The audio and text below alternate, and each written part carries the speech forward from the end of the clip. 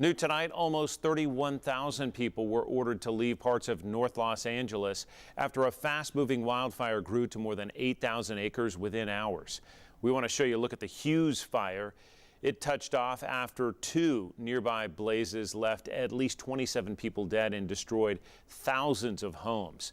Through the devastation, people from Tennessee are offering help. And tonight, 10 News reporter Sarah Ottman joins us with how those Tennesseans are joining volunteer efforts to help in that disaster. Sarah? Yeah, John, as thousands look to recover from that destruction, people across East Tennessee stand ready to help where they can.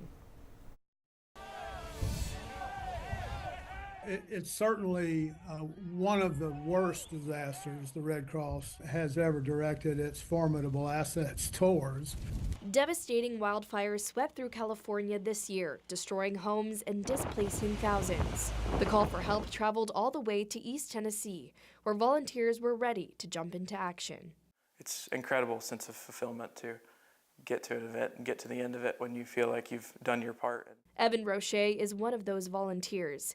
He's part of a rapid relief team that traveled to Los Angeles to give relief to first responders. We found out here that they needed assistance that weekend, so we hopped on a plane and went out there. Yeah.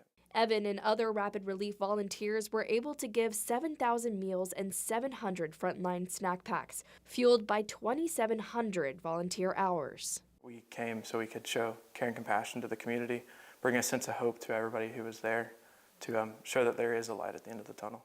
The need for help continues, and the call to action remains. They are deploying everything from trucks to food to cots to people to you name it.